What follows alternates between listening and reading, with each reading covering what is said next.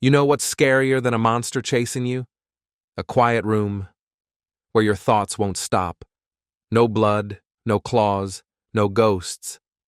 Just you and your own mind turning against you. That's the power of psychological horror. It doesn't scream. It whispers. It doesn't jump out at you. It becomes you. Because the worst kind of horror is the one that makes you wonder if you were ever safe inside your own head. Psychological horror isn't about what you see. It's about what you feel. It doesn't rely on jump scares or blood. Instead, it digs deep into your thoughts, your fears, and your memories. It's the kind of horror that leaves you questioning what's real even after the story ends. In these stories, the real terror doesn't come from a monster outside the door. It comes from the mind unraveling behind it. It explores things like trauma, grief, guilt, and identity, things we all carry quietly.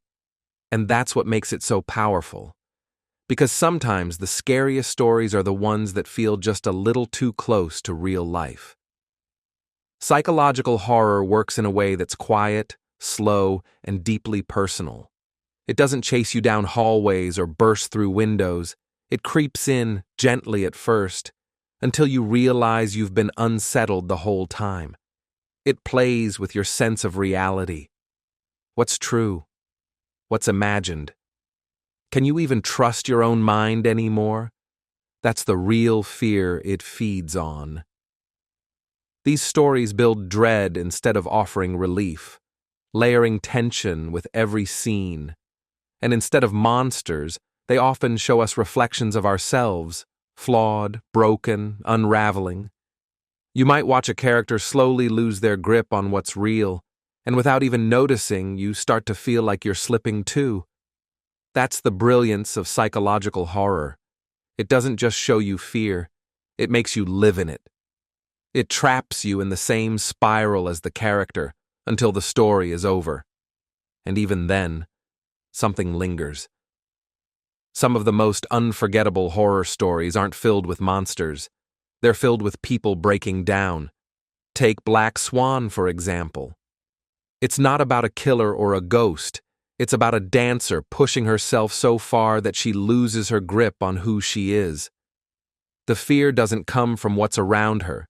It comes from the mirror, or the Babadook, where a grieving mother is haunted not just by a creepy book, but by her own unspoken pain. The monster isn't real.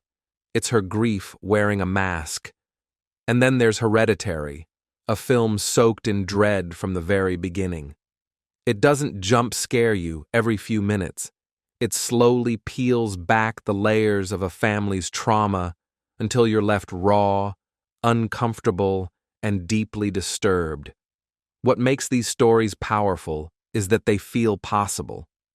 They touch on emotions we all know: grief, guilt, pressure, fear of losing control. That's why they stay with us. Because even when the credits roll, the feeling doesn't go away. Psychological horror often revolves around themes that hit close to home. Things we don't like to talk about, but quietly carry with us. One of the biggest themes is isolation. Not just being alone, but feeling alone, even when you're surrounded by others. Then there's grief, how it can twist your reality and make the world feel unfamiliar. Guilt shows up a lot too, especially the kind that builds slowly until it feels unbearable. Many of these stories also play with identity, asking questions like, who am I, really? Or, what happens if I lose control of myself? And maybe the most disturbing theme of all is the idea that your own mind can betray you, that you can't trust your memories, your feelings, or even your sense of what's real. These themes work because they're already living inside us. Psychological horror doesn't need to invent new fears. It just brings the quiet ones to the surface. Psychological horror stays with us because it doesn't give us easy answers or clean escapes. With typical horror, the monster is defeated, the survivors walk away, and the credits roll. But in psychological horror, even when the story ends, something still feels off. You walk away unsettled, still thinking, still wondering. These stories get under your skin because they reflect real fears: losing control, being misunderstood, or not recognizing yourself anymore. They make you question your thoughts, your memories, your sanity. And that's what makes them so powerful. You don't just watch psychological horror, you feel it. It follows you into the quiet moments after, when you're lying in bed and your brain starts to wander.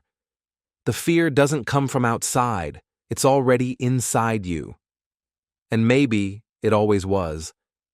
Psychological horror becomes even more personal when it's in a book, because in a book, the fear doesn't just unfold on a screen. It unfolds inside your own imagination. You're not just watching a character fall apart, you're inside their head while it's happening. In The Shining, we watch Jack slowly lose himself to madness, but what's terrifying isn't just the haunted hotel. It's the quiet breakdown of a man trying to hold himself together. In House of Leaves, reality twists and bends with every page, and you start to feel like you're losing your own grip as you read. And in Rebecca, there's no blood or monsters, just the overwhelming fear of not belonging, of being compared, and of becoming invisible in someone else's story. Books like these pull you in deeper because they leave room for your mind to fill in the blanks. And sometimes, what your brain imagines is even scarier than anything written on the page. We keep coming back to psychological horror, not because it's fun, but because it's honest. It lets us face the parts of ourselves we usually avoid: our fears, our past, our pain. These stories make the invisible things feel real, things like anxiety, grief, insecurity, and trauma. And even though they disturb us, there's a strange comfort in that. Because when we see those feelings reflected on screen or on the page, we don't feel as alone with them. Psychological horror gives us a safe way to explore the darkness without actually being in danger. It gives our fear a shape, a name, a story, and that can be strangely healing. We come back to it because we want to understand ourselves a little better, even if it means getting scared along the way. In the end, psychological horror isn't just a genre, it's a mirror held up to our deepest, most hidden selves. It leaves you with an unsettling question long after the story ends. What part of you will shatter when faced with your own fears? Unlike the loud, fleeting scares of monsters and mayhem, this kind of horror lingers quietly in your thoughts, reminding you that sometimes the most frightening battles are the ones fought within. And perhaps that's why, despite the discomfort, we're drawn to it. Because in facing our inner darkness, we might just find a little light. If this kind of horror gets under your skin too, I'd love to hear why. What's one psychological horror story that truly stayed with you? Drop it in the comments. I read every single one. If you found this video thought-provoking, consider giving it a like, maybe even subscribing for more deep dives like this. And if you're still thinking about this after the video ends, that's the power of psychological horror. It never really leaves. Thanks for watching. If you enjoyed this video, hit that like button, subscribe, and ring the bell for more. Let me know your thoughts in the comments. I'd love to hear from you. See you in the next one. Bye for now.